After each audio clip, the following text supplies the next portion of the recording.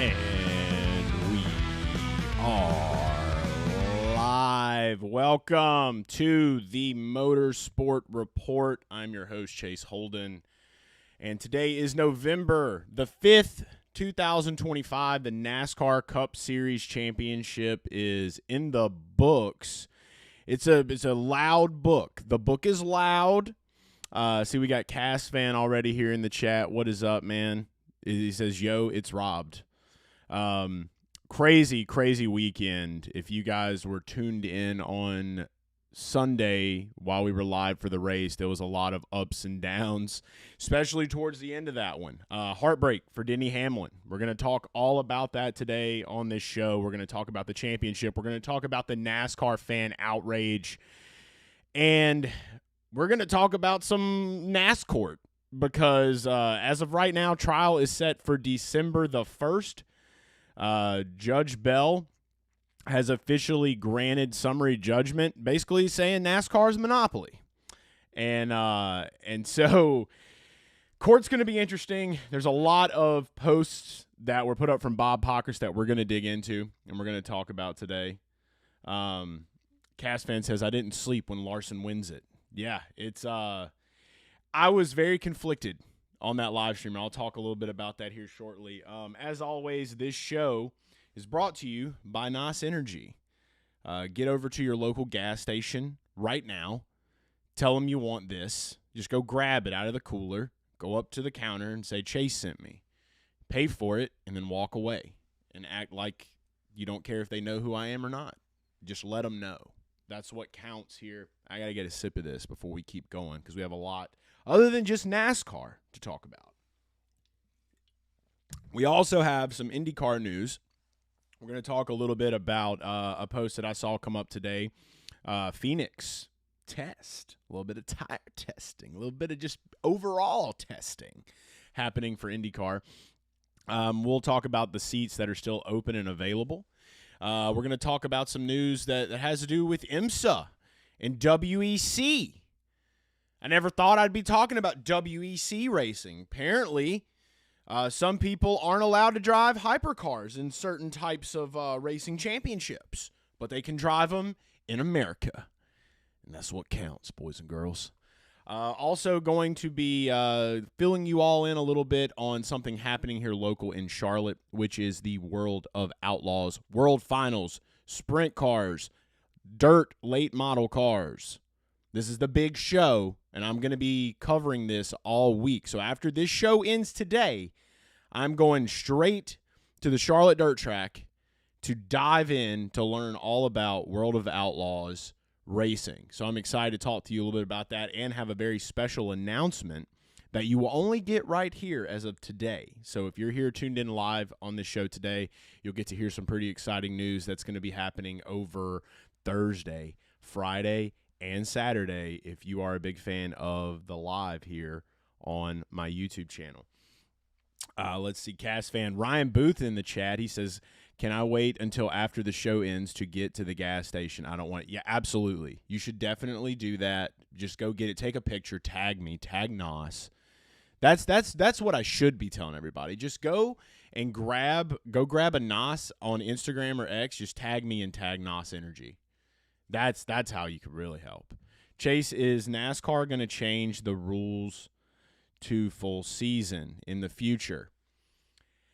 And I guess that's the perfect place to start this show out today, is with the NASCAR championship race. Fans certainly want a change. Now, what that change is going to be, we don't know yet. We don't 100% know. I have a lot of people telling me that we're going to be going back to the 10-race chase, and I feel like after what we saw on Sunday, that's not going to be enough for people. I think that we have finally gotten to a point in society as race fans. We finally gotten to a point to where we want legitimacy in a championship. Formula One does it. IndyCar does it. IndyCar's on the up right now, too. 2026 is going to be a big year for IndyCar. 2025 was a big year for IndyCar. 2026 is going to be even bigger year for IndyCar. Book it. But with NASCAR, a sport that I love, a sport that I grew up on, I'm a big IndyCar, NASCAR advocate. That's my lanes. That's where I want to stay. That's what I like to do. That's what I'm all about at the end of the day. I want to see NASCAR go into that legitimate category, and I want to see a full season points. That's what I want. And I know I'm not alone in that. I know that there's a lot of people. We had Jeff Gluck on the show 2 weeks ago talking about it. He mentioned when he was breaking down the lawsuit that he wanted this to be a 36 race, format. And that's the same that I want. Now, however long the race is, whatever. I just want a full season points. I want points to be legitimate. We got the Iceberg in the chat. What is up, my brother? I haven't talked to you in so long. Good to see you, man. 8 months ago, I'd compromise on the chase. Now it's 36 or bust for him. Even Jarrett in the chat is saying the same thing. And I agree with him because that is the only thing that it can be. And you know what I'm going to do now is I'm going to open up the phone lines because that's the biggest part of this show is opening up the phone lines to get to talk. We got Jared in the chat. I'd love to hear from you, Jared, if you want to call in. The number to call, 980-317-8717. You can get your calls in right now to talk about this. I think that this is a perfect time to go ahead and get this conversation going. I'm going to keep talking about it until we do get some phone calls coming in, though. I've always been about the Winston Cup points. The Winston Cup points, to me, was the pinnacle of racing. It was the pinnacle of NASCAR. It's where NASCAR really got its legitimacy from. And back then, the drivers and what happened during each race is what gave you the fucking stories, right? I've heard a lot of people talking shit on Jordan Bianchi. This week, I've saw the clips. I've seen the things. And I'm not gonna sit here like if somebody genuinely loves the way that the playoffs are right now, good for you, dude. But it's just you're so outnumbered if you are a fan of this format in NASCAR. You are so outnumbered right now. When you have somebody like Jared here, the Iceberg in the chat, saying the same thing, I mean, he gets it. He's been doing this for a long time, too. So, I mean, taking care of the kiddo, but I'll for sure be listening. Awesome, man. Hammonds, joining in. Bianchi mentioned the possibility of a 3-3-4 format. Yeah, he did. And he wrote an article about it, too. And that's the thing that I'm at a point to where I've realized now that there may have been hope for that. I think if Hamlin wins this race, maybe there's hope for that. Maybe fans would compromise for the chase to come back. I was never a fan of NASCAR during the chase time, really. That was when I was heavy in baseball and skateboarding in my life. We would go to Talladega every now and then. We would watch the race, but I was always a fan of racing, a fan of the race. The point seasons and things like that didn't matter to me as much when I was coming up as a kid because I was so focused on just being at the track, watching the race cars do their thing, and I was more concerned about who was going to win the race that day than I was about the points. And I think that there are still a lot of fans that are out there that care about who's going to win the race today than they are about a point system. But when you are a driver and you are a team and you are competing in this series, you care about the point system. That is what you are chasing all year long. And I think that I love the name Chase. Don't get me wrong. My name is fucking Chase. I think it would be cool as shit. That's a lot of cool content ideas I could do. But that's for me and that's for other people. It is time now to realize that the writing is on the wall and full season points is the only way forward. F1 has grown so much in popularity. Now, there was a time, I come from an era where my father and his friends, they went to Talladega. They wanted to see chaos. They wanted to see wrecks. My dad was one of the many that threw beer cans at Jeff Gordon under caution. I have a right to speak to this. I remember that day. I was there. Fans were pissed because the race ended under caution. Jeff Gordon won. They didn't get their finish. This is why Tony Stewart used to bitch about how we need to just make this a big figure eight and let it go. These conversations have been happening throughout time. And so back then, maybe the fans were pushing a little bit more in that direction. Well, now we're pushing back. I find it so interesting because we get to these points in life where in one generation we want one thing, but then you let enough time go by, you're going to miss that thing. Okay? I didn't give a shit when I was a kid that I thought it was cool Jeff Gordon won that race. He wanted a Pepsi. I remember being confused. Dad, why is everybody mad? He won. Why is everybody mad? I remember. And then I got looked at like I was the idiot for that. I was a 13-year-old kid, or I don't even remember exactly how old I was. I was young. But I remember just kind of like them trying to explain to me, and this is the family I came up in. You can't choose your family. You can't choose the world you grow up in as a child and how your mind gets molded. All you can control is what you do as a man and how you see things. And the way I see things is I would rather legitimacy over crazy shit any day of the week. I want NASCAR to be looked at as a serious sport. I want NASCAR to be looked at as a serious form of motor racing. I think what F1 has done is they have, in a weird way, they've made it cool again because that's what the majority of people are looking at. They're looking at that points format. They're looking at what that fan base likes, I guess. And what they're showing you is that you can have a full season points and still have mega viewership, mega star power. Because it's like we almost forgot that it wasn't the chaotic finishes and the wrecks and shit that made NASCAR what it was. It was the drivers. It was the guys that got behind the wheel. It was what they were doing on and off the track. It was the storylines that were created week in and week out, race to race, making people focus on the race again every week. Focus on the race, and as it gets down towards the end of the season, then you start really looking at the points. Get back to focusing on the fucking race. Focus on who's going to be the winner that day. Who is starting to get in a rhythm now. Wow, okay, they're moving up that points ladder.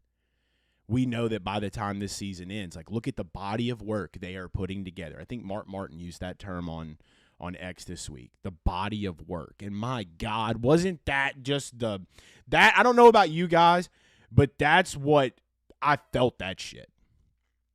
The green-white-checkered shit, get rid of it. Stage cautions, get rid of it.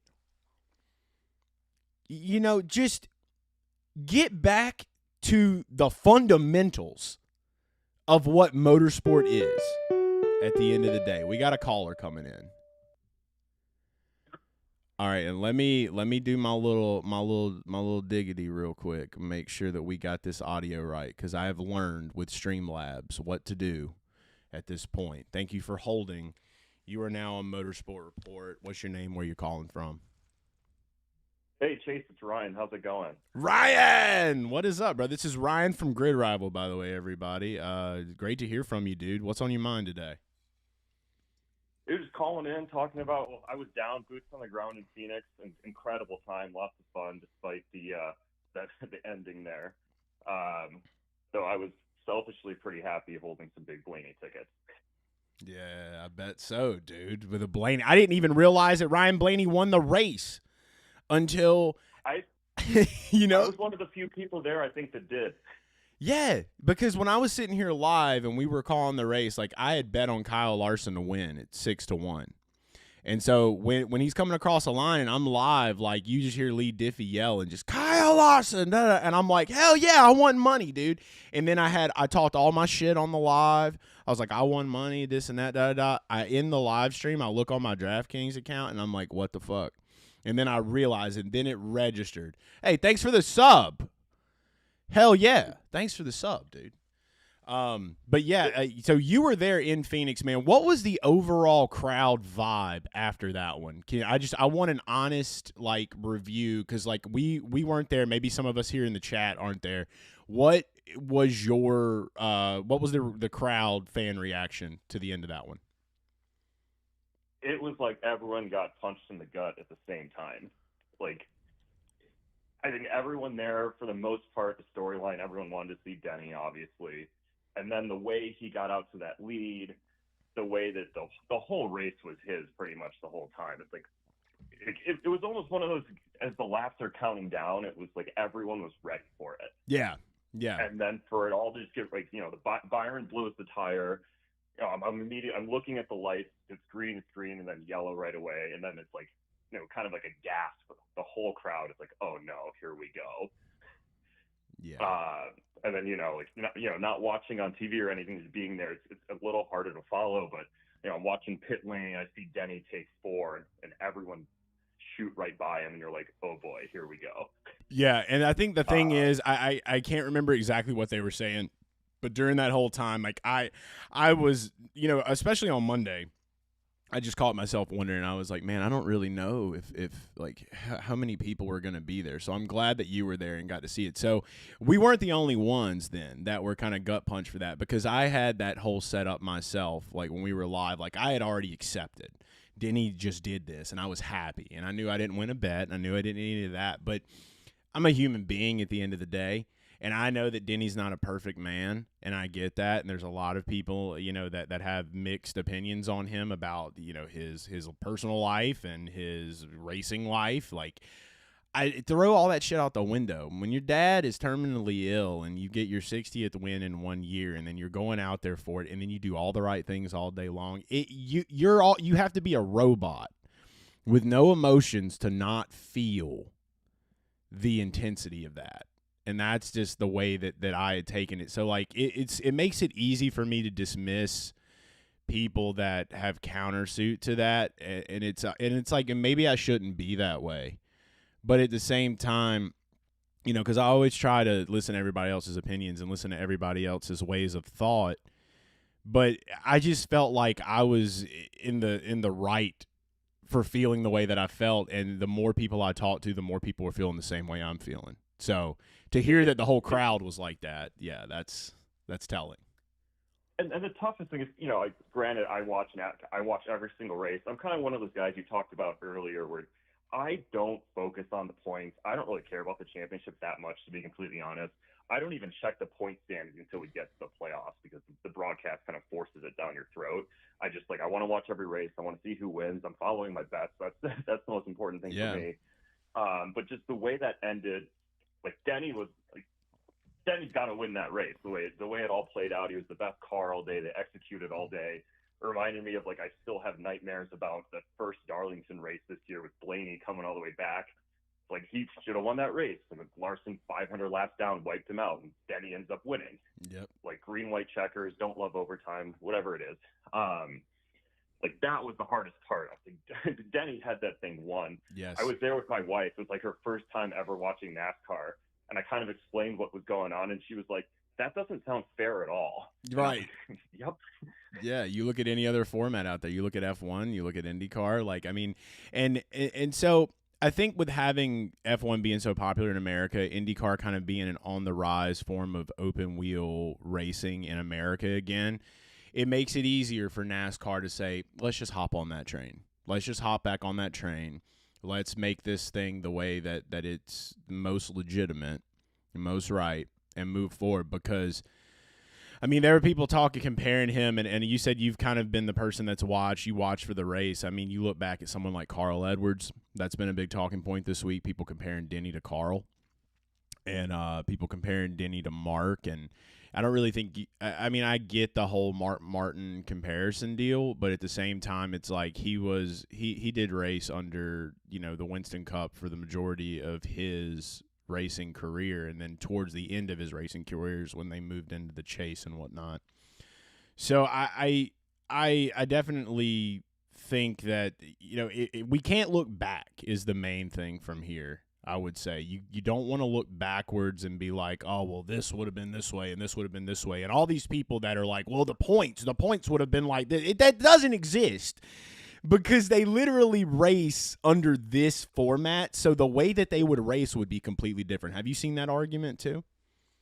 Yeah, I mean, I know people keep track of the points all season. It is kind of interesting to follow throughout the year. But yeah, at the same time, everything changes throughout the whole season. If these guys are racing, knowing, especially among the contenders, like, there's probably, if you put full points in place, there's maybe 6 or 7 guys who have a legit chance to actually win it.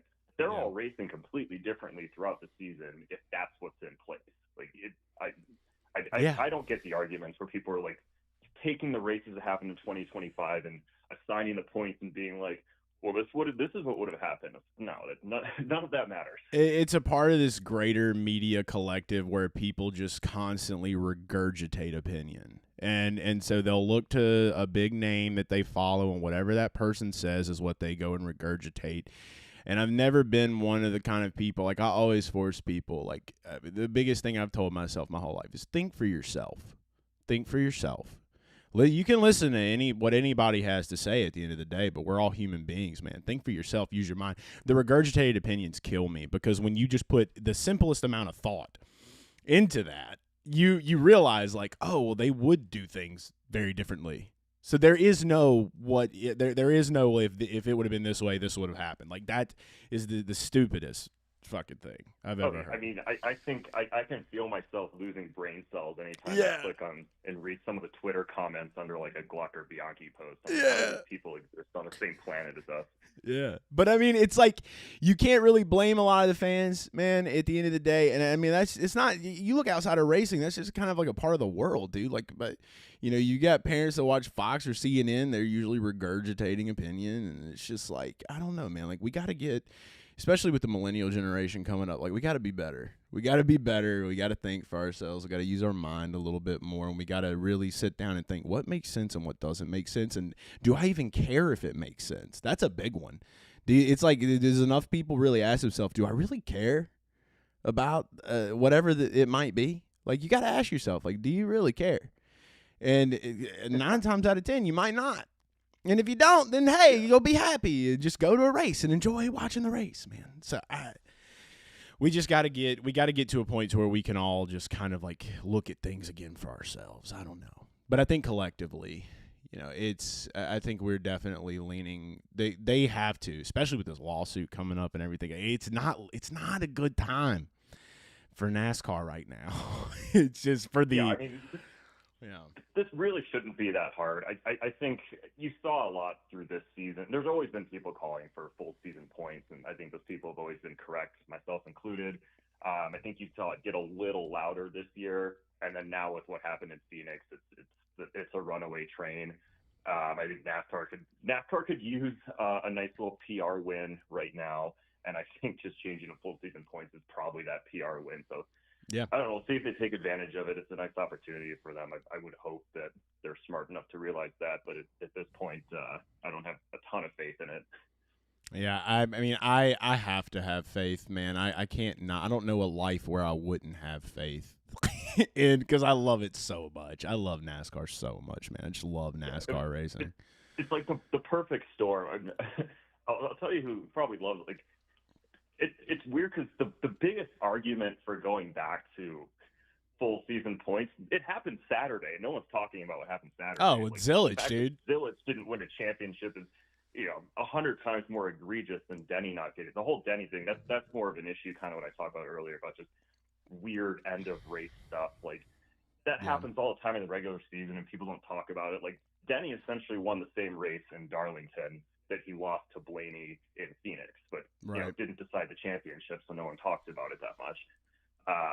But yeah, in terms of the full season championship debacle, like the Zillage thing on Saturday is way more egregious, but it's like it never even happened because it happened on Sunday. Yeah, and I mean, and look, and he's up there with Jesse Love. They're singing karaoke. They're the modern day Ricky Bobby, Cal Naughton Jr. now, dude. They're looking forward. I saw even Kurt Busch came out, and he was like, from a monster athlete to a Red Bull athlete, look forward. Just go forward. And that's what we have to do. And collectively as fans right now, I know it's hard, and I know it's easy. And I myself, like, I took Monday and Tuesday really to just process it all, to allow myself to just spit out whatever the fuck I wanted to say. And I think a lot of people did that too. But now here we are. It's Wednesday, a couple days after. there's a lot of headlines that are out there about Denny and will he race, will he won't. Denny's going to race again, and I think he's coming back. Yeah, dude, like people blowing the headline out of, like Gluck's headline out of proportion. I was just like, that's what he said. And at the end of the day, it's like if it came out of your mouth and it's reported that way, then you can kind of pace it however you want. But at the same time, watch the context. Watch the context that is being shown to you, and process it for yourself.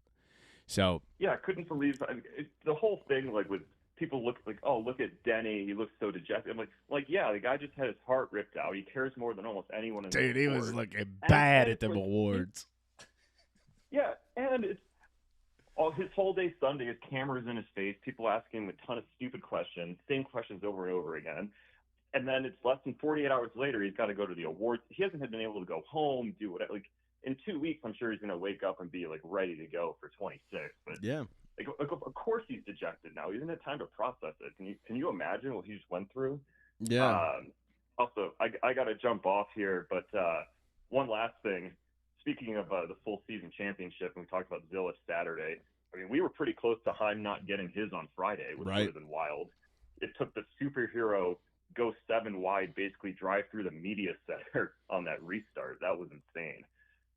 Yeah, man, it's just one of those things. I feel like where I'm at kind of now, like it's time to just forget about the atrocity of it all. Like, yeah, Kyle's a champion, Jesse Love's a champion, and Corey Haim's a champion, and that'll go down in the books. But what we look forward to now is like getting back to the legitimacy of it. So I appreciate you calling in, Ryan, and giving us the perspective of what it was like being at Phoenix, man. And awesome work over there at Grid Rival as well this week. I always love you guys, love doing the IndyCar stuff with y'all as well. And yeah, looking forward to chatting more in the off season, man. Thank you for calling in. Yeah, for sure. Have a good one, Chase. All right, take care. That was Ryan from Grid Rival. Great guy. Go back and watch some of the IndyCar preview shows we did on the Grid Rival YouTube channel this year. We had some fun, always chopping it up, talking about what was going on over in that series, IndyCar series. It's fun. That's kind of the good news. That was a little bit of the good news this weekend. I was like, hey, 4 more months till IndyCar. We know that there's a full season points championship there. It's roads, streets, and ovals, kind of a perfect playground for open wheel competitors in America. So yeah, catching up in the chat here a little bit. Oh, got another caller. Motorsport Report, you're live. What's your name? Where are you calling from? AJ Swat with Front Stretch. Wyatt, what's up, my man? The Ryan Blaney bet cashed for you. I told you, brother. Maybe I swapped the crystal ball with you because I was like, man, I told you Ryan didn't Blaney work on the show. You give him a little good juju there, and what a race! Oh my goodness, did I remember my bold pick with Brad Keselowski top 10? Yeah. Who would have thought about that one? Yeah, dude. I mean, looking at it, I guess maybe I was for one, the crystal ball doesn't work for championship races. We all know that. So you obviously had a good call on there, but the Brad K move, I mean, that was just that was being at the right place at the right time, dude. That's NASCAR racing, I guess, of this era. That's the NASCAR. Yeah, I mean, he was 66-1 to win that race, and then of course, I mean, we've talked about it ad nauseum. Nobody's really talked about how crazy that finish was, at least in overtime. That's how it goes with these NASCAR overtime finishes. But can you blame them? In terms of me, like, can you blame them? Yeah, no, I don't blame you. But for me personally, calling Ryan Blaney and having Brad Keselowski top 10, if you watched the final episode of 2025 of Through the Gears, I also called him Michael McDowell top 10 as well. My card was damn near perfect this weekend. That's thanks awesome. Thanks to NASCAR overtime. Right. Yeah. No. You understood the format. You understood the assignment, and you executed. So congrats on the wins for you this weekend, man. It feels like it was a giant loss for a lot of people, but so to hear that somebody had a good dub at the end of that one, I mean, how do you feel knowing that you won money after that race? Do you feel dirty for winning money after that one? Well, I mean, in terms of Blaney winning the race, he was up there up front all day. He's deserving winner of the race. He played it safe. He tiptoed around Denny Hamlin and William Byron all day. Hamlin was on my card too, so like I didn't feel like Hamlin should have won the race. Absolutely, it was just a little bit of a bonus getting Blaney at like a 7-1, which was I called insane going into that weekend, and rightfully so. He finally got the win at Phoenix. I mean, like in terms of the championship overall, yeah, I feel devastated just like everybody else.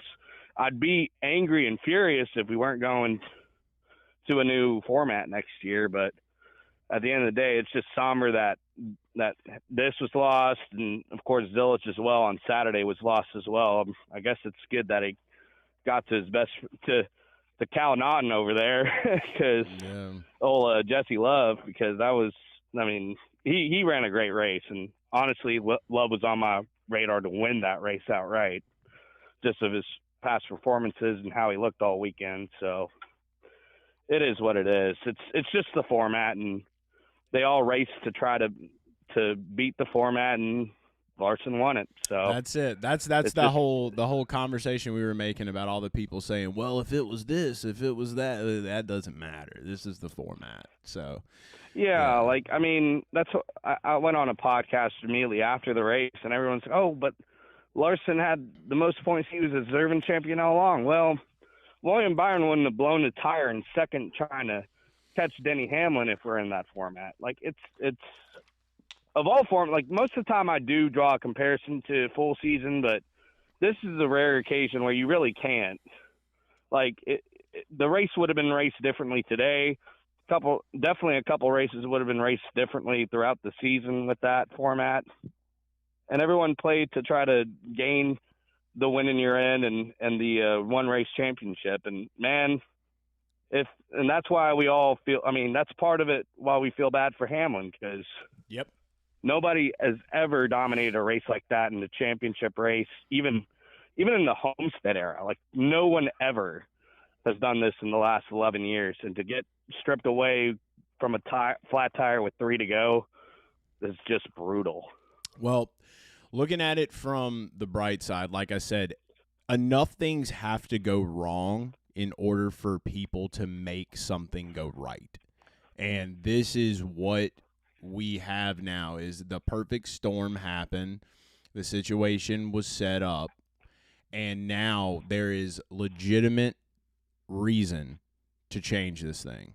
Whether it be the chase, whether it be the 36, full season points is going to be the determining factor. And so, like a lot of people here in the chat were saying, like, I feel you can't do playoffs anymore. You can't do chase. You can't do that shit. You have to get back to roots. You have to get back to roots and move forward. You can get away. Personally, I'm with them all. I want full season format myself. The farthest I could even stretch my compromise is with the chase, because you and I grew up on the chase format. Just for the record, I never gave a shit about the chase format. I was just one of those kids growing up. I just was there to watch the race, and I cared about who won the race. Like, I didn't focus on that really growing up. So, like, the whole chase, I have a lot of friends and a lot of people that were watching through that time that Jimmy Johnson was just running the fuck away with it, dude. And it pissed a lot. I know that a lot of people stopped watching then because of him being able to execute that way. And so it's like, when you really look at it, that's kind of where it started, and then it went into what we have now, and then it just continued to go. So it really, they are all legitimate championships because that's what the sanctioning body said. The drivers can't control that. Teams can't control that. That's the playground that they're in. So I'm not going to sit here and discredit champions by any means, but what I am saying is that a lot of these problems started when that was introduced. People liked it for a little while. You got to give things maybe like 10 to 20 years, dude. And, like, that's when you'll see. And, like, the clock, it just ran out, dude. And, I mean, it's time to hit the reset button to 2003. And everybody's like, well, do you think that'll fix everything? Like, I think that's a dumb question too. It's like, no, like it has to be the perfect things come together that fixes it all. Now, you had a great run at the end of this race on the betting side of things, which is awesome. And I always love a good dub. I love a good win story for the betting and things like that. I love that Ryan Blaney got his first win at Phoenix. It was an awesome battle that now that I've gotten to take the time to rewatch the race and I got to see that battle between him and Brad there at the end, that was cool as shit. I wasn't watching it like expecting the Hamlin thing or thinking about points or anything else. I was watching it just as a person watching how a race finished, and that was exciting. I get it. But yeah, I'm just finally at that point where, I'm never going to be really afraid to say what I think. And that's just kind of, I think that I know that I'm not alone when I say that it has to go back to legitimacy with that full point. I'm 100% on board with that. And I think I saw a poll with, I can't remember, Toby Christie had a poll this morning, and 4,000 results have like 60% wanting a full season format, and maybe 25% wanting to chase, and everyone else, I don't know, they're a vast minority wanting something else or the playoffs or whatnot. The fact of the matter is, we got to get out of the bullshit of we're trying to entertain and change it up, and somebody said this like a couple days ago.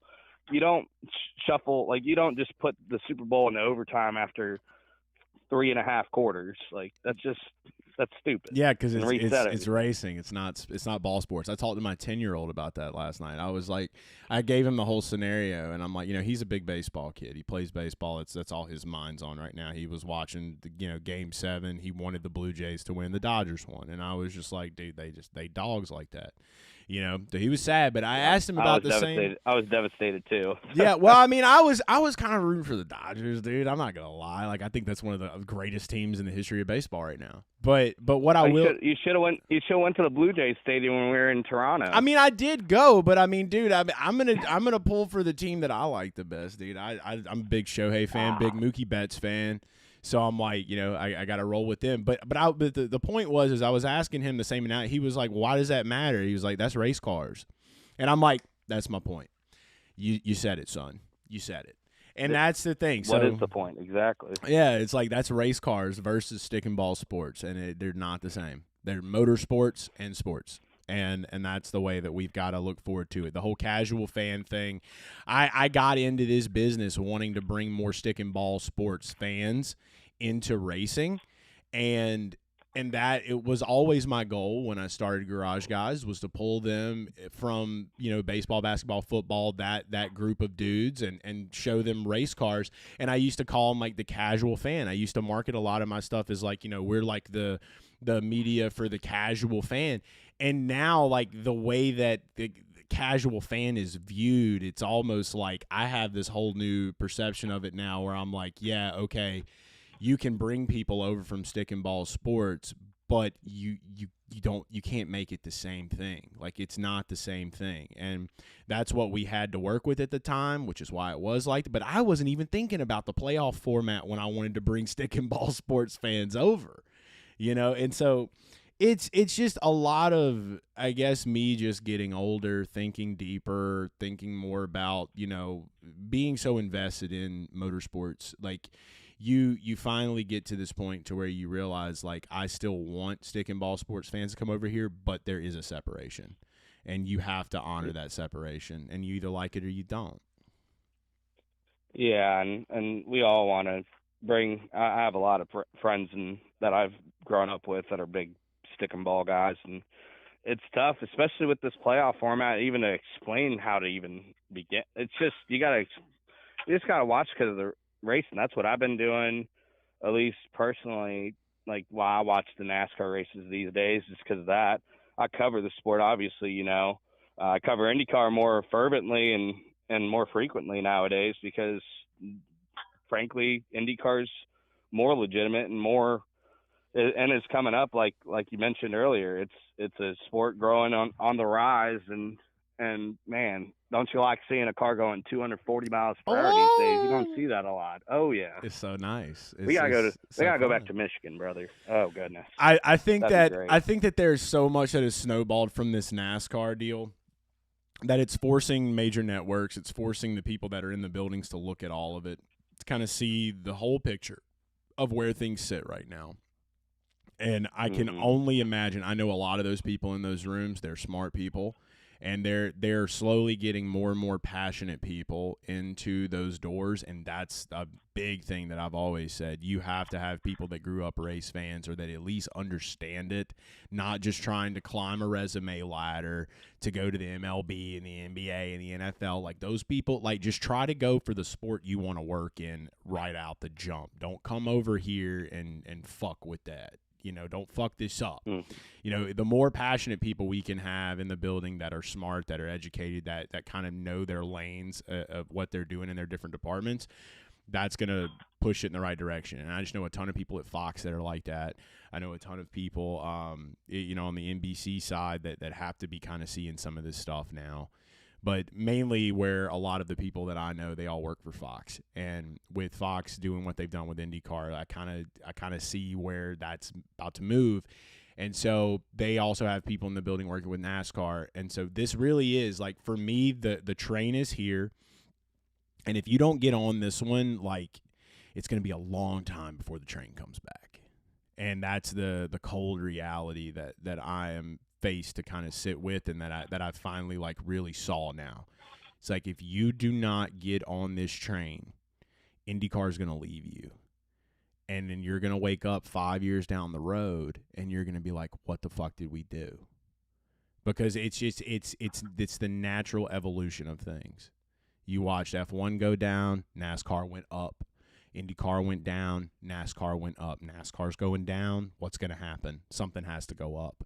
IndyCar's in a really good position to go up right now. And there's more and more people on the NASCAR side than I've ever seen before that are like, I can't wait to watch some races in 2026. I can't wait to go to some. I can't wait to check that out. Mainly for the ovals. I get it. I want more ovals. And I know you do too.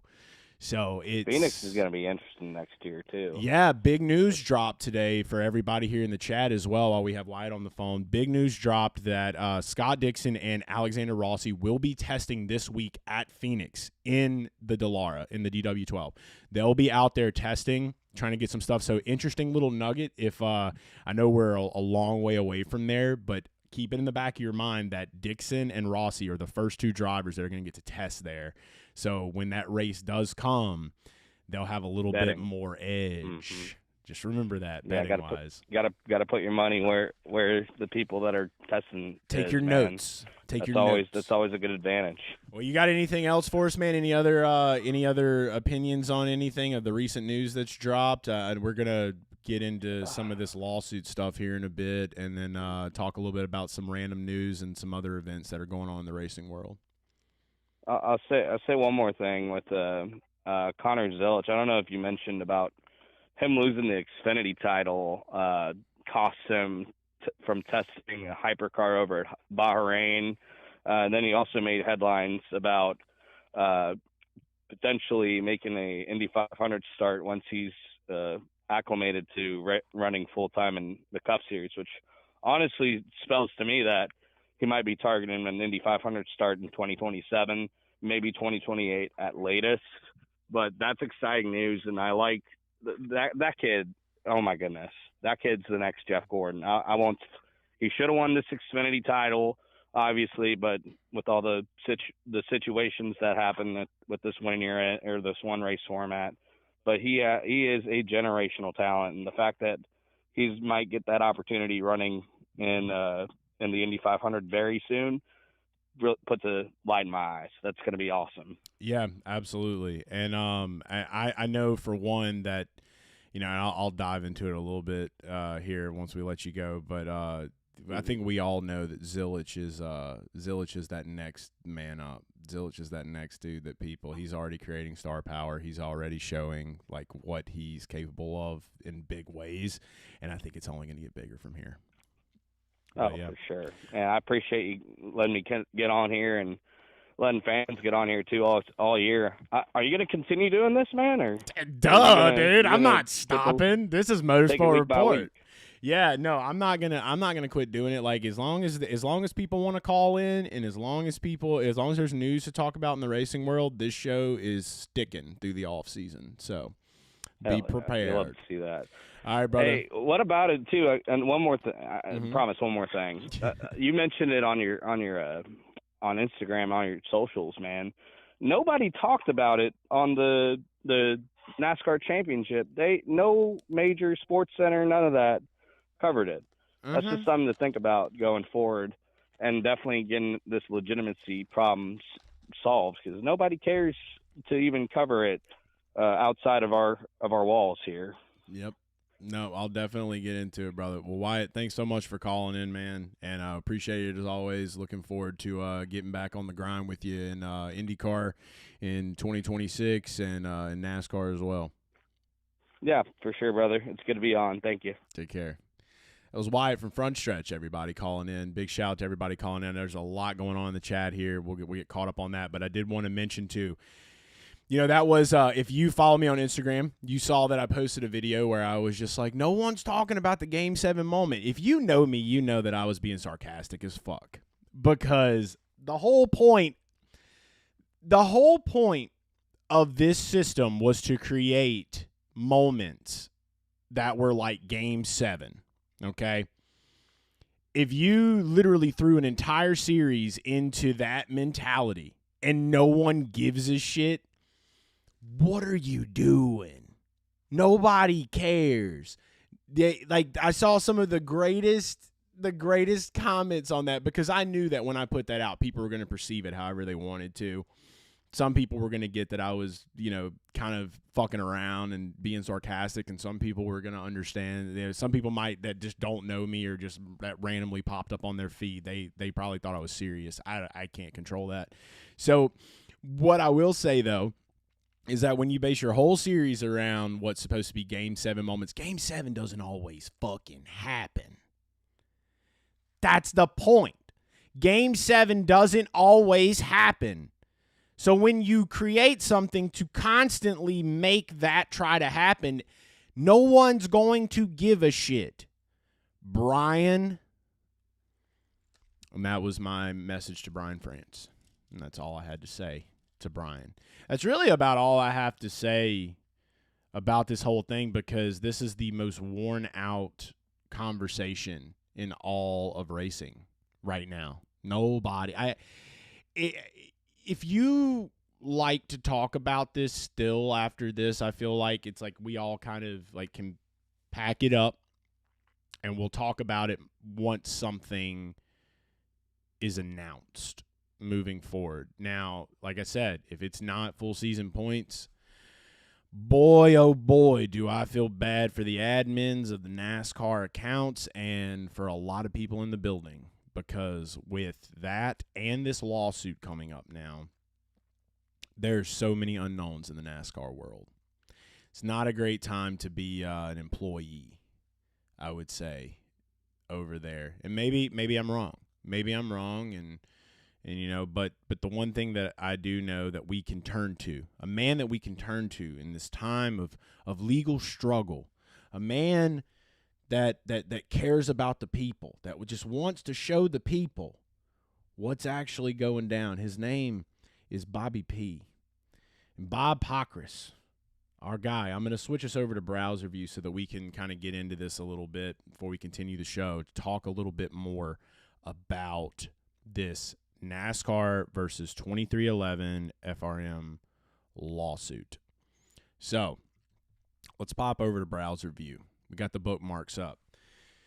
This was the big post that I saw yesterday, and when it came up, I was like, what? Look at this fucking AI meme of Chris Bell as a judge. Beautiful. Big 23-11 front row win today. Judge Bell has granted summary judgment on market definition of premier stock car racing, and that NASCAR has power in that market. Trial will be focused on whether NASCAR unlawfully exercised its power in that market. So what that means is that NASCAR has basically now legally been seen as a monopoly So Jordan Bianchi came out. He had, and Bob Pockers came out with a lot of this stuff, but Jordan's was the first one I saw. But here's the deal. This is the quote from NASCAR after that was announced. NASCAR looks forward to proving that it became the leading motorsport in the United States through hard work, risk-taking, and many significant investments over the past 77 years. The antitrust laws encourage this, and I love the M-dash. ChatGPT did that. And NASCAR has done nothing anti-competitive in building the sport from the ground up since 1948. While we respect the court's decision, we believe it is legally flawed, and we will address it at trial and in the Fourth Circuit if necessary. NASCAR believes in the charter system and will continue to defend it from 2311 and Front Row's efforts to claim that the charter system itself is anti-competitive. When they dropped the salaries and they dropped all the big news of the financials, that was kind of like what we were trying to not happen, right? Like we didn't want all that information out there. Well, that information's out there now, unfortunately. Let's continue going up here. There's some more stuff, and that was where Bob had posted the same thing that Bianchi put. This is a good little comment from Judge Bell. NASCAR made a strategic decision in asserting its counterclaim and must now live with the consequences. NASCAR wants to but cannot have it differently on each side of the same coin. Heads, we win. Tails, you lose. When you have a judge, for one, to think that people weren't going to be able to already see what this was at the end of the day is baffling to me, but I guess maybe a lot of people don't do as much research as I do, and that's okay, and that's why I do this show, so I can kind of break it down in my own way. But there's a lot of concerns now. Obviously, we know there's a lot of ego in NASCAR. There's a lot of egos in drivers. There's a lot of egos in the sanctioning body, whatever. But with this lawsuit now, I think the biggest thing that people are worried about is if they do lose NASCAR, what will things look like going forward in the future? Like, they could technically say, well, we're going to scrap the charters, and then essentially everything that's being fought for now doesn't matter. Which is why when you watched what we talked about on the Jeff Gluck interview that we did, where it's like even the judge was just like, you guys are just trying to burn the house down. Like it really is this weird potential lose-lose. Now, I think that because of enough public outcry and enough of the public perception of the story, it's not going to, because that would just be the grossest thing I feel in all of sports legal history. It was like that would be the grossest thing you could do, was to basically just be put in a position where you're like, hey, just give some more money. Just give more money to teams, make it right. We saw the financials, dude. You look at the NFL, like $20 billion. NHL's got more money. I mean, $1 billion really puts it into perspective where NASCAR's sitting right now, and I get it. So it's just, we're going to learn a lot more. We're going to learn a lot more in trial, and I'm going to be keeping up with the trial as closely as I can and reporting it here on this show with you guys, talking about it with you guys. And so it's just a very, very odd place to be in. I've always kind of been on the side where, like, I want to see the teams get more money. I want to see this be ran a little bit more legitimately in the eyes of others of the sports world, I guess. Even though we talk now about motorsport and sport are different things, I think we can clearly see how different they are based on financial values now. When looking at totalities from these other markets in sports, there is a big cut there. Motorsports is a different thing, but what matters is that things just get handled correctly and not emotionally driven decisions being constantly made. I mean, this is Jeffrey Kessler we're talking about. This is the guy that changed college sports. he can definitely change racing. And so everybody, like, there's, again, the regurgitated opinions of the what ifs, you know, if the Saudis come in and they buy another, nobody cared when SRX was racing.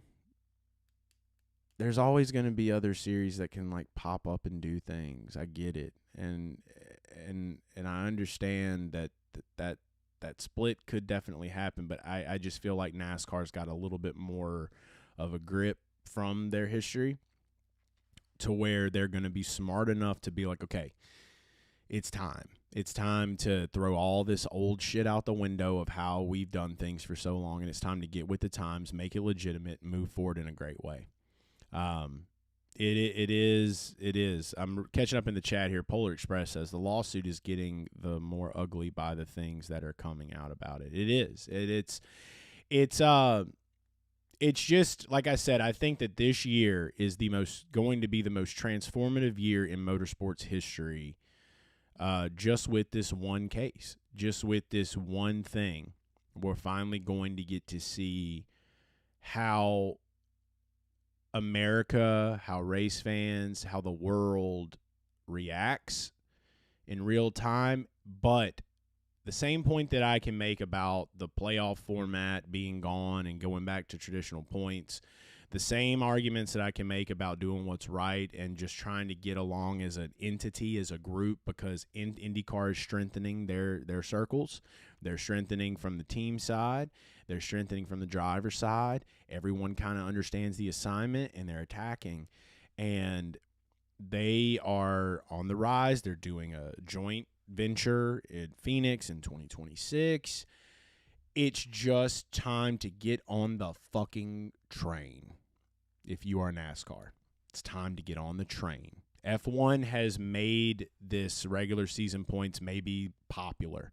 And for one thing that F1 has done, and I don't talk good about F1 a lot. I don't have a lot to say about F1.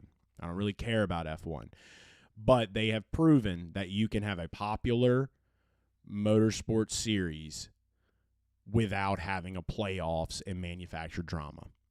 Because you look at those views, you look at our views, you look at the way the world sees it, you look at the way the world sees NASCAR. They've proven you don't have to have playoffs and manufactured shit to make your series be on the top. And that's a mic drop right there on that one.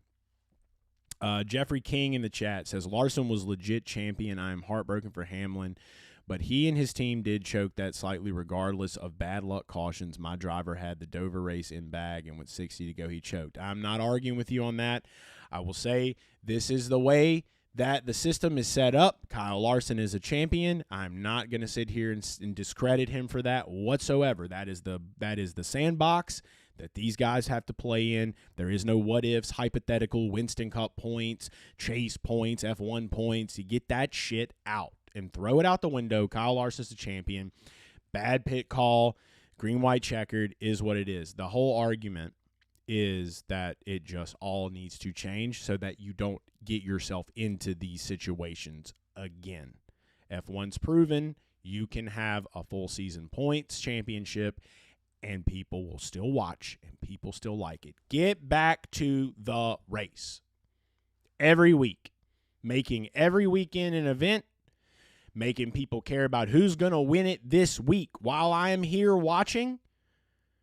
And at the end of the race, you show the points ladder. This is the way it looks now. This is what's happening. Tune in next week. We're going to see who climbs the points ladder and who doesn't. And it's every week you tune in. You tune in to see what's going to happen at the race. Who's going to win the race? How is the team going to perform today?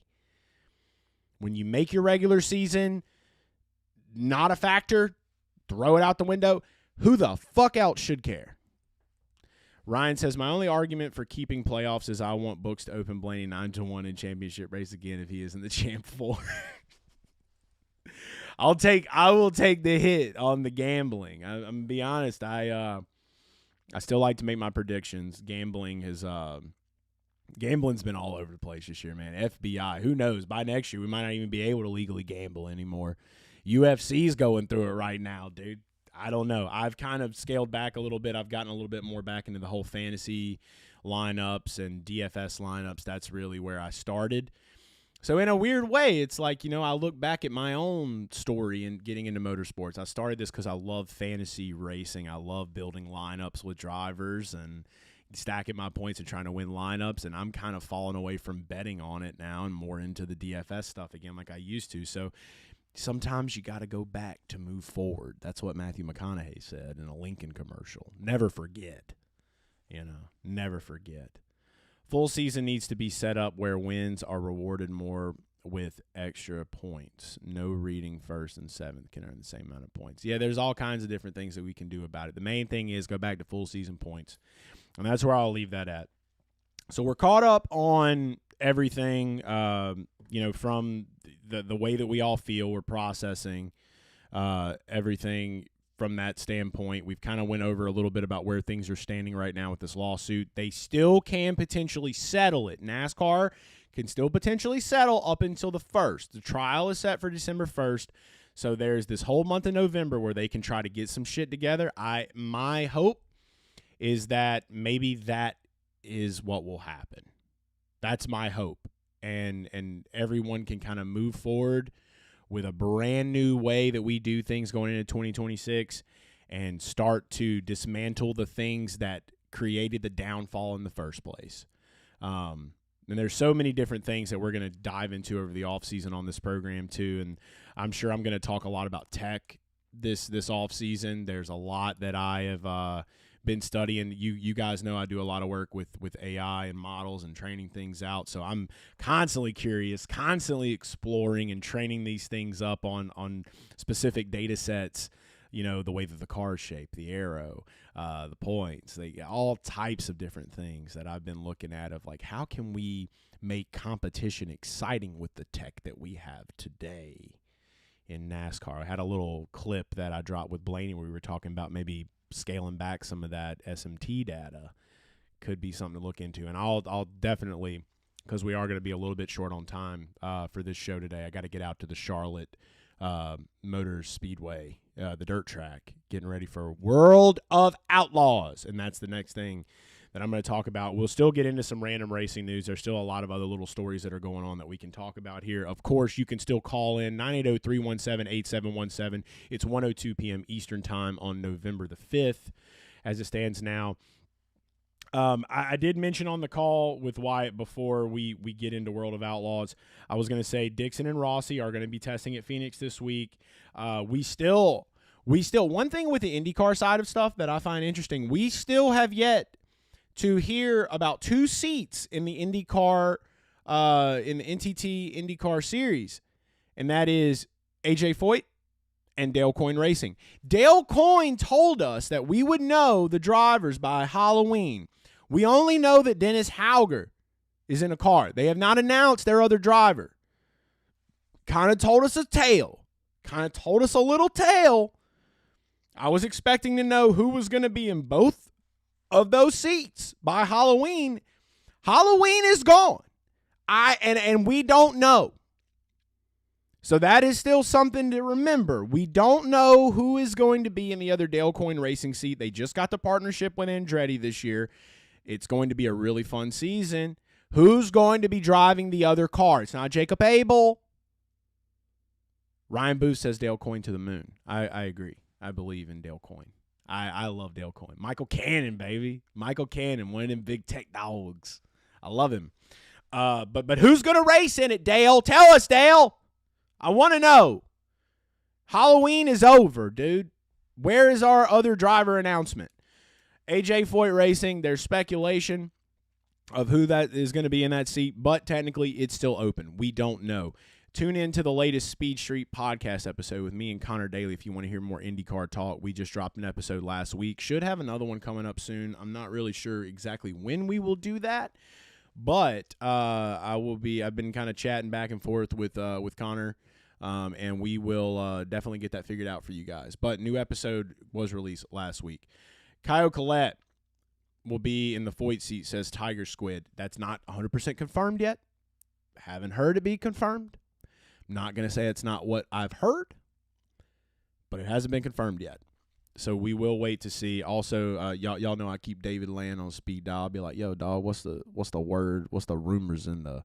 Everybody wants to call it the paddock. I don't. It's the garage. It's the IndyCar garage. What's going down?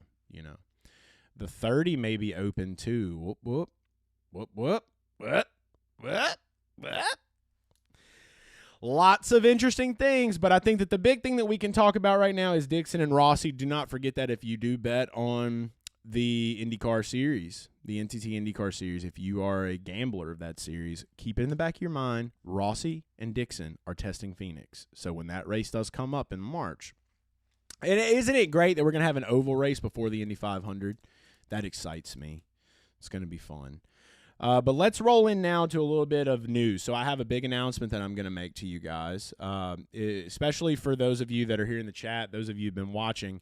If you've enjoyed my NASCAR live streams that I have been doing since Bristol, we've had a ton of fun. Man, it's been great. I have a very exciting announcement to make.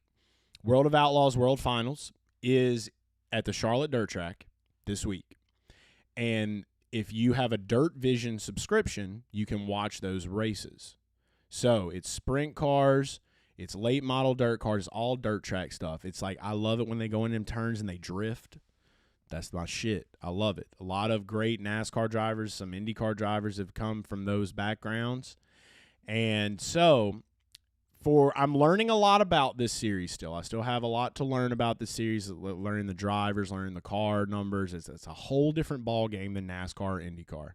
So, like I said, I'll be going out to the track today. I'm going to be doing some content with NOS Energy, so make sure you're following those. But the big announcement is that we have talked with Dirt Vision.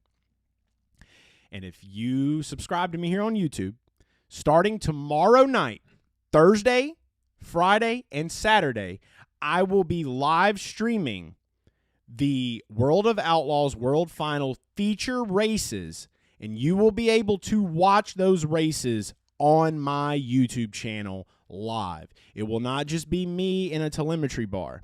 You will be able to actually watch the race for free on my YouTube channel. So if you want to know what World of Outlaws racing is all about, this is the biggest stage, the biggest event for them, and it's going to be coming to you free, courtesy of Dirt Vision and NOS Energy on my YouTube channel. So make sure you tune in Thursday night, Friday night, and Saturday night for the feature races. So you're going to get to watch sprint cars, late model dirt cars, go at it on the Charlotte dirt track.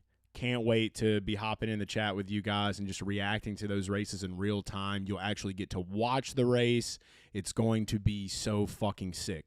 These are the kind of things that I want to be able to provide for everyone with NASCAR and IndyCar too.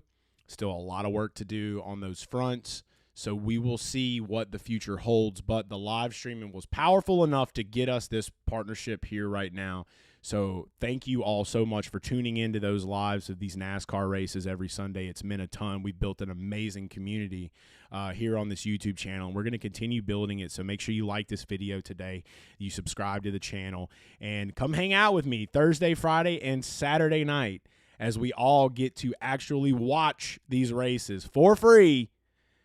And we do it in the way that we do it, and we have a fun time with it. So I'm very excited about that. I got a ton to learn, though, guys.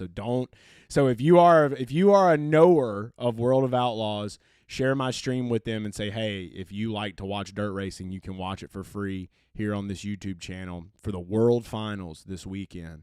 And share that with all your dirt friends, all your dirty boys, all the dirty boys and girls out there. Tell them to come watch it on Chase Holden's YouTube channel. On Race Space. I think that's what we're calling it now. We're the new speed channel of the internet, so we're calling it Race Space. Come hang out on Race Space with us. We like to have a good time with that. The Zilich news that dropped with the WEC is not going to let him test the hypercar at Bahrain or whatever. I call it Baharian because I don't know anything about that world. Overall, I just want to say that I think that some of that stuff is stupid. I think that some rules are stupid. sometimes. I've like I said, I've always been that guy. Ever since I was like 10 years old and I heard that Tool song and it was like, think for yourself, question authority. I took that shit personally. I did. I thought for myself and I questioned authority. And I've done that in all 33 years. Maybe not all 33 years, but ever since I was 10. So about 23 years of my life, I've been thinking for myself and questioned authority. And sometimes it gets me in trouble. Sometimes people don't see eye to eye on what I think and say. Sometimes they do. And I feel like as time's going on, more and more people are starting to kind of hear what I have to say. They kind of like it. Kind of like it. Super NASCAR fan is asking, I don't even know about that.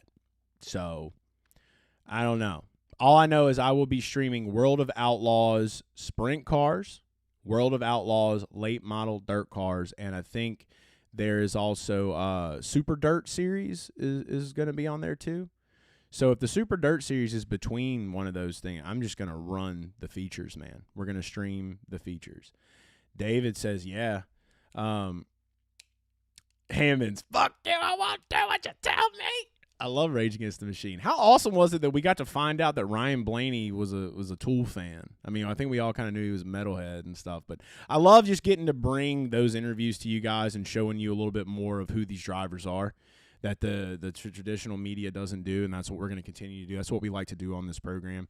Don't have a guest today, obviously. I just wanted to get on my soapbox, and I wanted you guys to be able to call in and say whatever you wanted to say and talk about, because there was just a lot to talk about today. There was a ton to talk about with this whole NASCAR story, and to go to that, we're going to go back over to the browser view. We're going to probably wrap this show around 1:30 or 1:45 today, a little bit early because I do have to get to the track. But let's go back over to the browser view.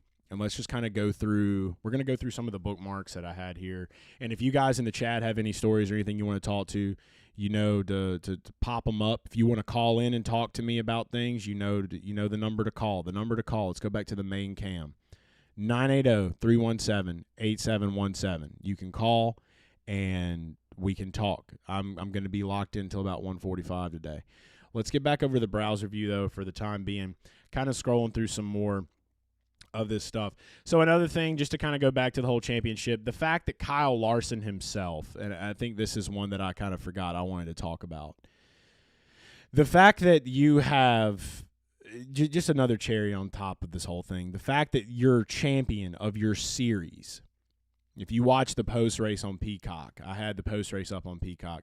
The fact that the man that won the NASCAR championship himself, you could tell there was this awkwardness about him throughout the entire time because of how bad he felt for Denny.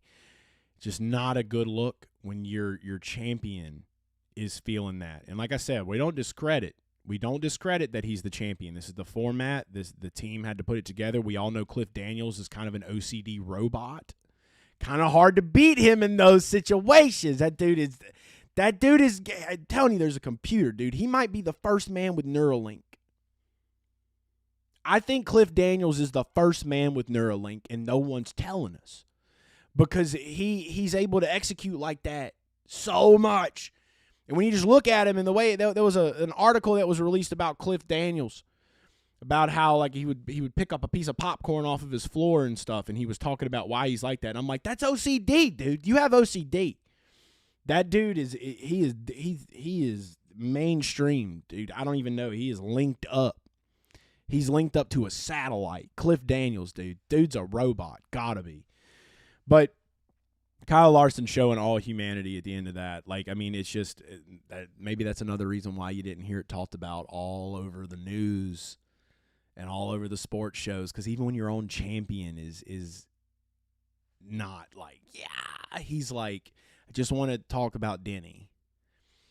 Jeff Gluck put out here, he said, I've got to give a special shout out to Denny. This is what Kyle said at the championship, or at the banquet. I've got to give a special shout out to Denny. Nobody in the sport works harder or expects more of themselves year after year. He raises the bar and pushes his competitors to be better. He holds himself to a true championship standard, and I think everyone in this room has a ton of respect for that. Standing ovation immediately, and I'll show it to you. I'll show you what happened. We're going to go over to the browser view. So if some of you that maybe haven't seen it yet, you can check this out. Shout out Steven Taranto for bringing it to us.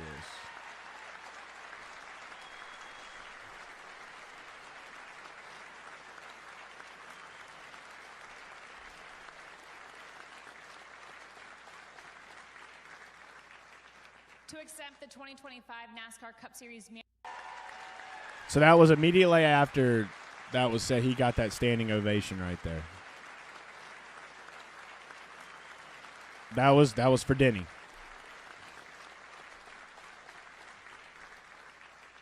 To accept the 2025 NASCAR Cup Series. So there it is. I'm gonna quit playing it now. That was for Denny. Ratings. Ratings have been dropped. Have we all saw the ratings? Let's take a gander. 1.44 rating and a 2.774 million viewers for Sunday's NASCAR Championship, down from a 1.60 and 2.9 million last year. For the 38 race 2025 campaign, viewership was down 14% on year to 2.46 million, in line with internal projections due to less broadcast exposure. Another L. Yeah, so again, a lot of the stuff that we said in the beginning of the show, I think it's all kind of writing on the wall stuff. I'm not going to continue to just pour that in. This was a cool moment. Jesse Love and Connor Zilic singing.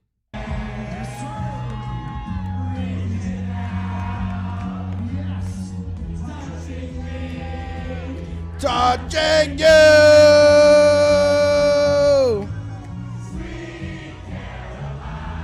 Bum, bum, bum. So good. So good. So good. I love those fucking kids, man. I just want to say, I love those fucking kids, dude. They are truly the Ricky Bobby and Cal Naughton that we need in NASCAR. Those boys right there, dude. Shout out to those boys. Even though Connor Zilic just had like the worst fucking experience of his life at the end of that one, he's still able to be happy and have a good time. Gotta love it. Chase Elliott is the most popular driver for the 8th consecutive season, reported from Motorsport. And that's another little story, a little tidbit there.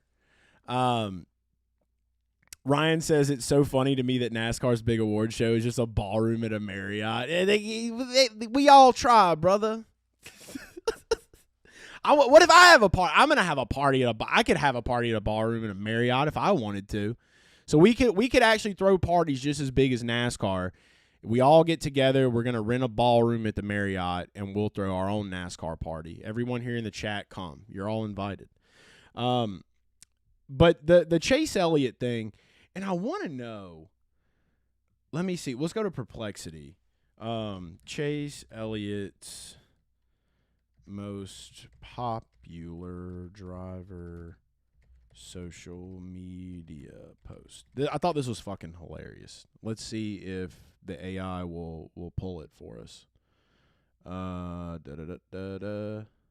here we go. It's right here on Chase Elliott. So this is what Chase said after he won most popular driver. Just got the news a little bit ago, and just wanted to take a minute and reflect on that some, and then also just say a quick thanks.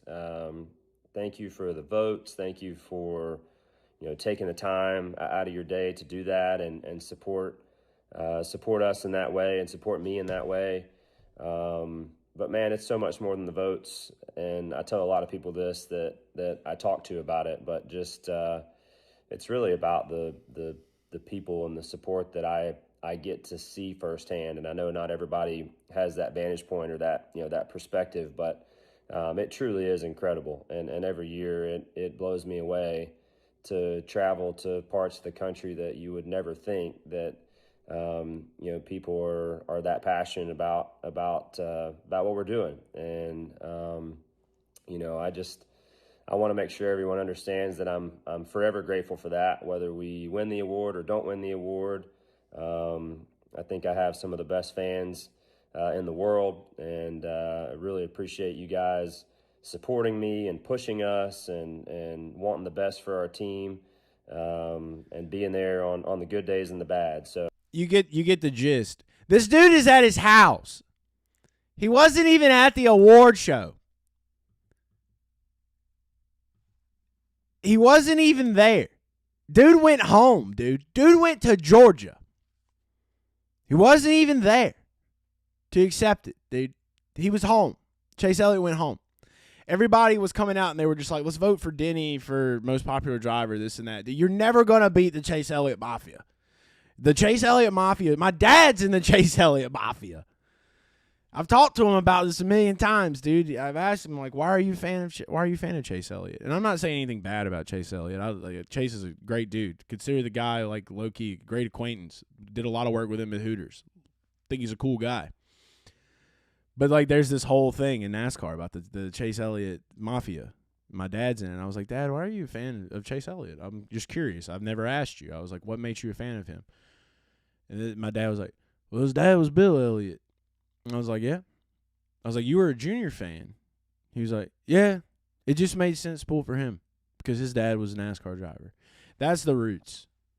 And, I mean, I'm not going to say anybody's wrong or right for that, but that's your roots right there. That's why he has so many fans. That's why he wins most popular driver over and over and over again, because he has arguably the strongest tie to when NASCAR was at its peak. So there are older fans, newer fans that are coming on board that just like him. You know, I'm sure there's a lot of women. He's kind of the low-key the Casey Kane. There was a lot of women that liked him because of his looks and things. A lot of Gen X moms out there really liked Chase Elliott. My dad, legacy roots fan.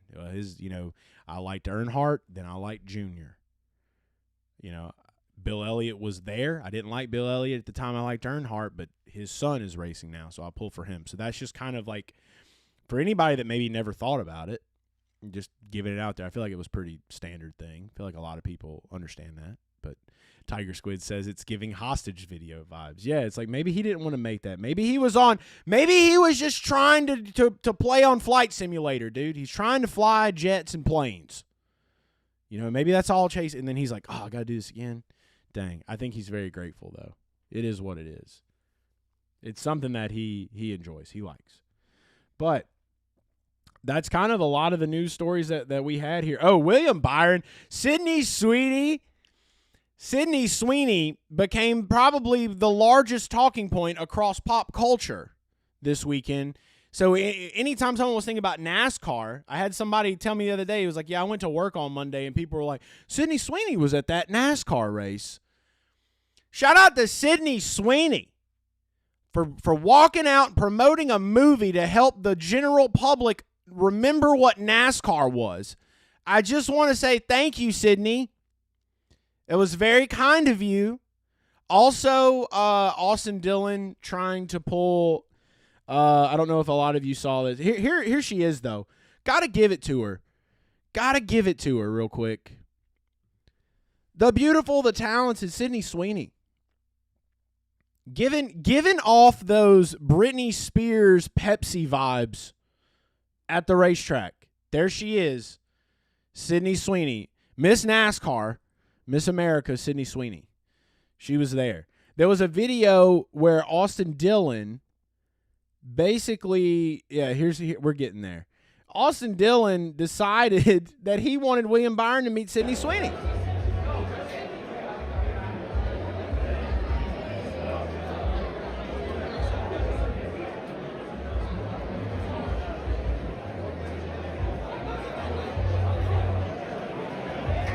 Went all this way. Was going out the door through all this traffic, brought him back.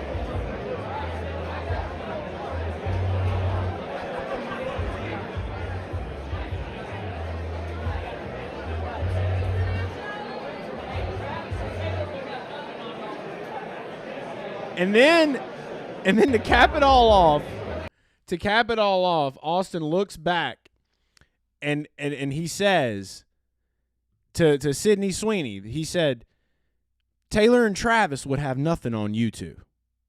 That's what he said. That's what he told.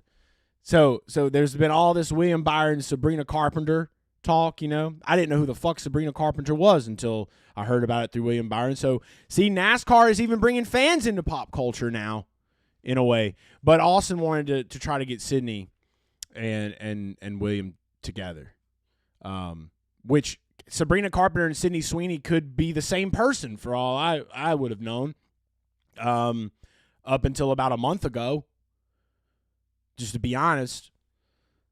But yeah, super NASCAR fan. Travis and Taylor got nothing on you too. That's what he yelled. That's what he told him. So thank you, Sydney Sweeney, for helping all of Americans, people that watch television, to have something to talk about at the water cooler that mentioned NASCAR. We appreciate you. Thank you, Sydney. Thank you. Just wanted to give my thanks to Sydney Sweeney there. And thank you to Austin Dillon. Thank you, Austin Dillon, for making that entire altercation happen. It was very, very cool of you. I could keep showing you guys sad stories of with Denny and Chris Gale and things like that. I think we're all little kind of we should be slowly kind of accepting the pain, swallowing it, moving forward. There's nothing we can do about it now. We're not going to be able to go back and change it. We're not going to be able to go back in time. So let's move forward. Let's not be so concerned. But Ryan Blaney won his first race at Phoenix. Got to give that shout out to him. We talked a little bit about that with Wyatt on the phone. So that's always great to see. I don't really want to talk about anything else with the playoffs. Kind of over it. Kind of going through some of these stories. Joey Logano. Oh, this was fucking criminal. I wanted to show you guys this. Oh, we got a call coming in. I'll show it to you in a bit. Motorsport Report, you're live. Yep. Hello, Super NASCAR fan Andrew calling in. What's up, Super NASCAR fan Andrew? What's on your mind today, big dog? I'm good and stuff, and after watching that race and stuff, it definitely changed my view on the playoff format a little bit for sure. Yeah. Of how, yeah, because I was one that likes the drama and everything, but man, I'm not even a fan of Hamlin, like what everyone else is saying and stuff. But yeah, he had that one and stuff, but yeah, I still think whatever format they do, even if it's 36 race, I think some people mention it too. Wins have to be more points and stuff, so that you still have people going for the win instead of being, oh, I'm content for finishing second. Right. Because that's how it got. That's why the playoff format started, is the good points day and everything, and the chase and everything. I'm not sure if we really want to have that. Oh, good points day. You should go for the win. Oh, I finished fifth. That's good enough on points. So that's the one issue about the full season points that there could be an issue with, because you want to win, right?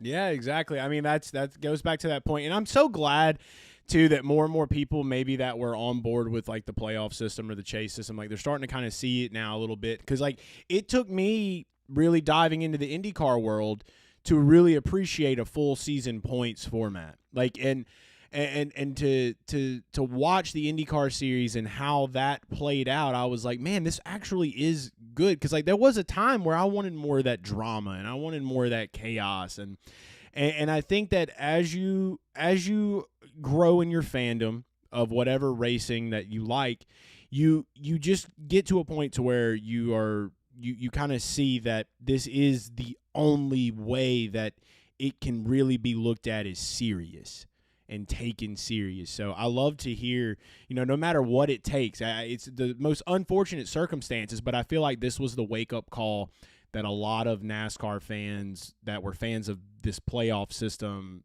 needed, unfortunately. I hate that Denny has to be at the butt of that joke, but if it's going to take things into a better direction for the future, then I look at it as kind of a necessary evil. Yeah, definitely. And the format isn't the only thing. Everyone complains about the car and all this and that and stuff too. But I also think, and like everyone would race different with the format. I think like Bristol and Martinsville in the spring, especially if like the package was bad, like like how it was a couple of years ago, and even like if we don't have playoffs anymore, Martinsville in the fall would be a similar thing to what we had in the spring of those bad races of a couple of years ago. Tires are helping the short track package, though. A ton. However, I'm not sure if we want the tire debacle that we had in the championship. Well, I do like the fall off, but I'm glad you brought that up because I that would have been a story that got pulled away from me in all of this. The tire thing, and I said it a lot on the live too, you can't blame Goodyear for the tire that they brought to Phoenix. You have to look at the teams because it all came down to tire pressures. So knowing there was plenty of time for teams to know that that there was going to be a new tire for Phoenix. You want to go ahead and prepare for that. You want to know that this tire is expected to fall off this way, and I'm sure that teams are given some type of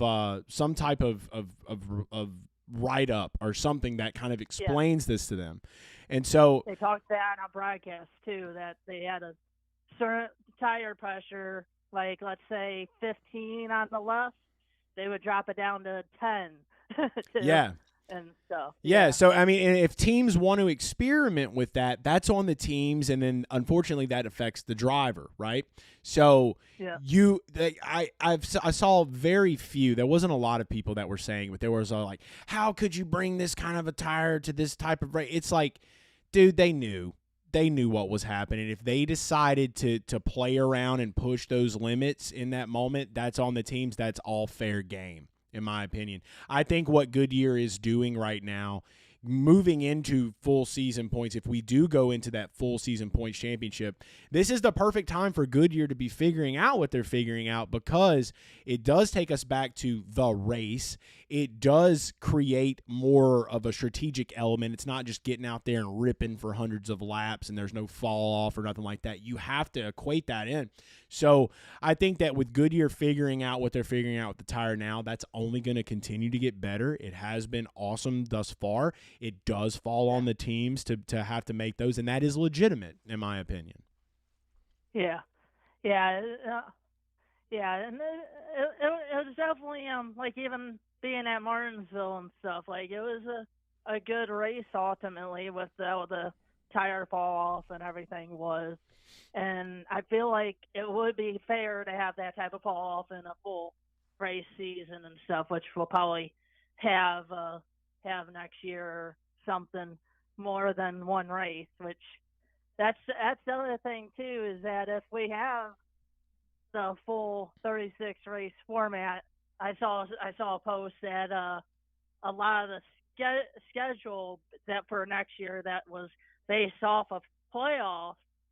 What's going to happen with the Daytona August date? Because you're not going to have the drama of a last chance qualifier for a super speedway free for all.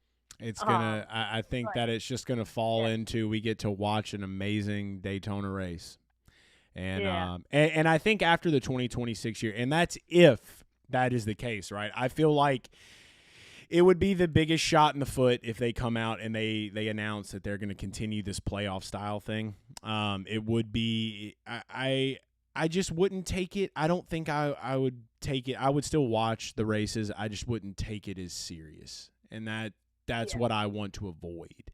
Okay. But I will say that, this year going in, if that's the way they've laid it out, if maybe they had it in their mind, they wanted to do that, and let's say they do a quick change of mind and say, okay, now we're going to do full season points. I say they ride out this season the way it is, let it be race by race.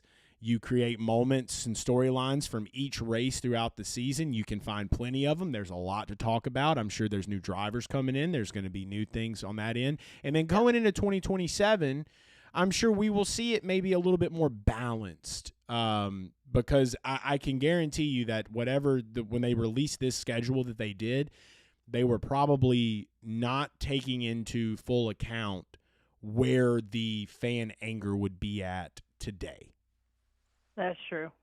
Yeah. Yeah, and so something else I was like thinking about is like I was thinking about like a format that could still like reward the full season points, kind of like chase, but also elimination as well, where you do the rounds and everything, but you don't do points reset. You still reward the first 26 races of regular season champ, all this and that, but after each round you don't reset the points, and it's like that 3-3-4 system that I've been hearing as a rumor. But I think 3-3-4, but don't reset the points. Yeah, I think that if the way that I see it, I like to keep things simple, right? I've always kind of been that way. I don't want to overcomplicate shit. If you're going to keep a playoff, whenever that playoff time is there, that's the only cars that need to be on the track. Yeah, true. That makes sense as well. And yep, so, that's how you keep it as easy as possible. If you cannot get away from wanting to do some sort of playoff, then all those other teams just need to pack it up for the year and go home. They didn't make it, and you need to just let that group of 10 or 16 guys, they're going to race to the end of the season and see how fun that works out, you know. And that's where a points race at Bowman Gray comes in. Yeah. I'm joking. Exactly. I'm joking. I know. Because you can't have a full field of 40 there. Why not have a field of 16? There you go. There you go. Just let them run there. Just let them run there every Sunday until they're just tired of doing it. You know. Yeah, that's that. I mean, in my opinion, like if you want it to be like stick and ball, make it really like stick and ball. You know. Like I don't see all these other teams continuing to play when these are the final teams. You know. They're also talking about like dirt at like Meadowlands in New York and racing at Soldier Field. Hey, there's 30 races. They bring back LA too. There's 4, and there you go. There's your playoff. Yeah, manufactured physically and mentally. Yeah, manufactured physically and mentally. Well, no, it's always love to hear from you, Andrew. You got anything else for us today? I don't think so. I was looking at the high limit schedule, and I see there's a race Tuesday night in Eagle Raceway of Nebraska, right when I'm headed out for San Diego. So nice. It looks like I'm considering going to that, and it's going to be a 50,000 to win race. So it's going to be one of their higher payout races too. Yeah, I mean, I always like to tell people all the time, man, like just go to your local short track, check out what the scene's like. It may not be as exciting or as big as NASCAR, IndyCar, F1 or anything like that, but it's still you can get that speed fix when you're out there. Even when I try to travel the country, if it works out, there's some type of weekday race while I'm going to NASCAR and everything, I would definitely try to go if I know about it and everything. Yep. And like I've been wanting to support my local track, Flat Rock Speedway, ever since we got ARCA, but every year it's fallen on the same weekend as Indy 500 qualifying. Yeah, so you don't want to miss that. Go there because I've been at Indy 500 qualifying. Yeah, it's a little bit more exciting. I would say for sure. Yeah. But no, it's always great to hear from you, man. And yeah, just make sure you keep calling in. We'll continue rolling. I'm sure we'll have plenty more to talk about. Now, this is going to be a very busy off season for the NASCAR world, so we'll have plenty to dive into. I just hope it all ends on the good side of things, because I kind of see the other side after that race on this whole weekend actually. So for sure. Right. Yeah. But it's good talking with you. Have fun at World of Outlaws. I hope I'll be able to tune in. We'll see how my work schedule is, though. But, hell yeah, man. Thank you. I appreciate it, Andrew. Yeah. Talk to you later. Bye, Chase. All right. The great super NASCAR fan, Andrew. Traveling the world. Met the guy a ton of times. Great kid, man. Great guy. But yeah, glad to also hear that some perspective is changing after that race. You know, I know a lot of people that were, like I said, that were all for the playoffs and all for that kind of a system, and maybe now like it just sometimes it takes something really drastic, really big to just gut punch enough to make people kind of see why it is important. Before we go today, though, I'm about to get ready to wrap up. There's just one last thing I wanted to show y'all. This is odd behavior. So, Davey Segal put this out. Apparently, Joey Logano goes up to Ryan Blaney and pours fucking Coke down his back. Joey Logano thought it was acceptable to pour Coca-Cola down the back of Ryan Blaney after his win. That's the way he congratulated him. He said, I'm going to sneak up and pour a little bit of Coca-Cola down your back. That's criminal behavior, dude. I have back hair. If that would have happened to me, do you know that the pain that I would have been in the rest of the day with that sticking to my back? I don't know if Ryan Blaney has back hair. He's got a lot of hair on his face, but I mean, what do you pour it on the top of the hat?